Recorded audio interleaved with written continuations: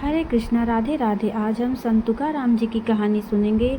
आज हम संत तुकाराम महाराज की कथा सुनेंगे। संत तुकाराम महाराज जी की भगवान पांडुरंग के प्रति अनन्य साधारण भक्ति थी। उनका जन्म महाराष्ट्र के देहू गांव में हुआ था और वे सदैव बैकुंठ गए थे, अर्थात वे देह त्याग किए बिना अपने स्थूल देह के साथ भगवान श्री विष्णु जी के बैकुंठ धाम गए थे। उनके बैकुंठ गमन की तिथि तुकाराम बीज के नाम से जानी जाती है। आज हम उनके जीवन के कुछ प्रसंग सुनेंगे और जानेंगे कि क्या हुआ था। तो संत तुकाराम जी महाराज का परंपरा से साहूकारी का व्यवसाय था। एक बार उनके गांव में सूखा पड़ गया था। तब लोगों की दीन स्थिति देखकर उन्होंने अपने घर का सारा धन गांव के लोगों में बांट दिया। कर्ज के बदले में लिए गए लोगों की भूमि के कागज उनके पास थे, वो उन्होंने इंद्रायणी नदी में बहा दिए और लोगों को कर्ज से मुक्त कर दिया। लोगों में धन बांटने के बाद वे विरक्त हो गए। उनकी घर तथा संपत्ति में से रुचि पूर्णतः नष्ट हो गई।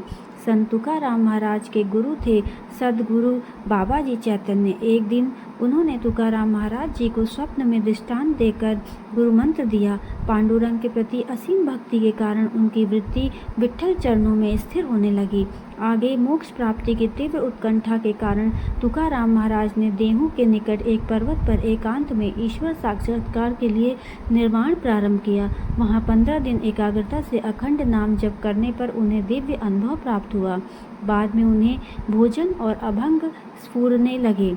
उनका एक बाल मित्र उनके बताए प्रवचन अभंग लिख कर रखता था। तुकाराम महाराज जी अपने अभंग से समाज को वेदों का अर्थ सामान्य भाषा में सिखाते थे। यह बात बाजू के बाघोली गांव में रामेश्वर भट्ट नामक एक व्यक्ति को चुभ रही थी। तुकाराम महाराज जी की बढ़ती प्रसिद्धि से वह क्रोधित था, इसलिए उसने संत तुकाराम महाराज जी के अभंग की गाथा इंद्रायणी नदी में डुबो दी। इससे तुकाराम महाराज जी को अत्यंत दुख हुआ। उन्होंने भगवान विट्ठल को अपनी स्थिति बताई। अपने बाल मित्र से कहा, यह तो प्रभु की इच्छा होगी। ऐसे 12 दिन बीत गए। 13वें दिन गाथा नदी के पानी से ऊपर आकर तैरने लगी। यह देख रामेश्वर शास्त्री को अपने कृत्य का पश्चाताप हुआ और वे संत तुकाराम महाराज जी के शिष्य बन गए।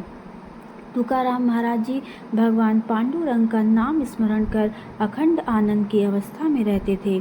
उन्हें किसी वस्तु की कोई अभिलाषा नहीं थी, केवल लोगों के कल्याण के लिए ही वे जीवित थे।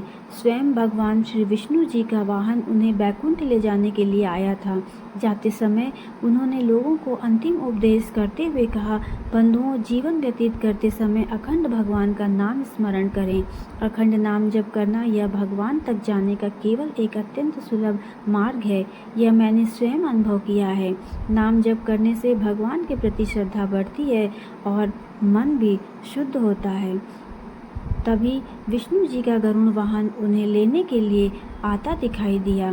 भगवान श्री विष्णु जी के अत्यंत सुंदर रूप का वर्णन करते हुए और उपस्थित लोगों को प्रणाम करते हुए तुकाराम महाराज जी भगवान के बैकुंठ धाम गए। वह दिन था फाल्गुन कृष्ण पक्ष द्वितीया।